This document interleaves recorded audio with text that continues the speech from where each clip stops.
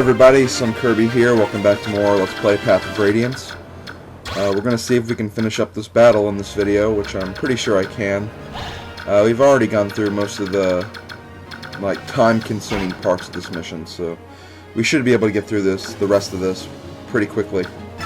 So we have a sword user over here, a Myrmidon, that's the name of the class. So we're going to go ahead and use Oscar, since he has lances.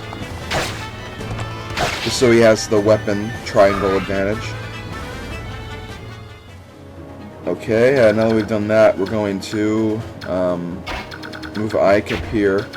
We're going to see how close we can get to this fighter right here. Or it's either a fighter or a brigand.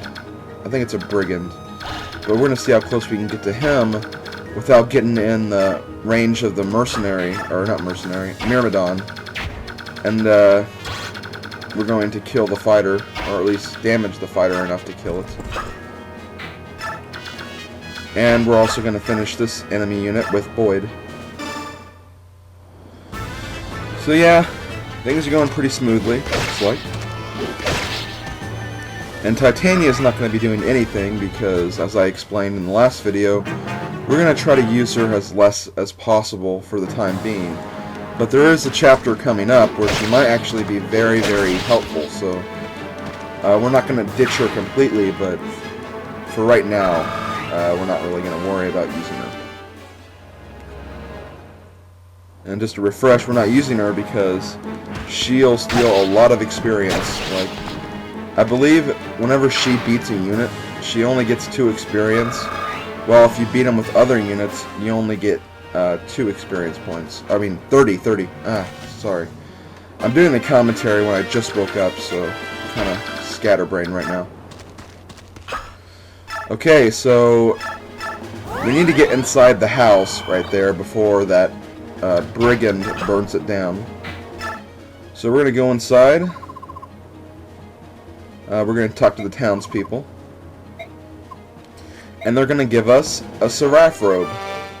Also, really quickly, whenever you use a mounted unit, or a unit on horseback, or a flying unit, and you move only a short distance, and you do something like either fight, or in this case, go inside of a house, you can also, as soon as you get done with what you're doing, you can actually move your unit again, but you can't attack again, you can just only move.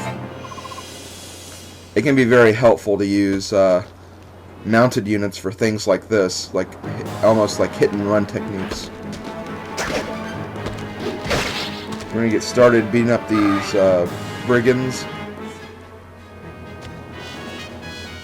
And here's a cool little thing I did so I can get minimize the amount of time it took to destroy these guys. As you can see, Ike almost killed this unit. But Boyd didn't really make a scratch on him, but he did a little damage though, so I'm going to use Boyd to attack the unit that Ike nearly destroyed. And since that other brigand still has quite a bit of HP, I'm going to use Ike to kill the other one. So I still managed to destroy both of the units in one turn, but I just switched it up a little bit so they could be destroyed by at least the 2 units I was using. So I found that pretty flashy, I guess. Now, one thing I didn't go over when I was going over the attack combat window, there's that little stat at the bottom that says crit, and that stands for critical hit. And critical hit is just as it sounds. That's the percentage, or the percent chance you have of dealing a critical blow to the enemy. So if the random number generator is kind to you and gives you a number in that critical range, you can deal an attack that does 3 times the amount of damage. And then also in the actual battle scene, your unit will actually do a cool looking move so that will display what a critical hit does. Some of the critical hits in this game actually look pretty awesome in the combat scene. But we won't be using that, a lot, so you probably won't see very many of those, but I'll go over quite a few of them, though. you should still be able to see a few of them. Now I'm going to be attacking the boss. The boss isn't that hard. He has a little bit more attack power, but that's about it. He's still kind of like the rest of the enemies on the field of battle. Not very strong, not very threatening. So we're going to weaken him with Void a little bit so we can get some experience. And then we're going to finish him up with Ike. Now, I don't know if how many people actually do this, but I always try to finish the level or the map, the boss character on the map. I usually try to finish him up with Ike, or whoever the main lord is, because the main lord, your main character, you usually want to level that character up quite a bit, because at one point in the game, that character will change classes. And you want to make sure that, like, he changes classes at the highest level he can reach, so you can get the maximized stats of your character. So that's why that's why it's kind of important to get a lot of experience with Ike early on, and then you can actually focus on your other characters until your main lord classes up. So that's how I'm going to be playing this for a while. So Ike's going to be a pretty high level eventually.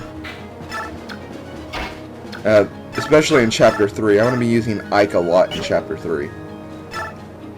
So he'll gain a lot of early experience points in that level. Okay, now I'm going to show you what a critical hit looks like.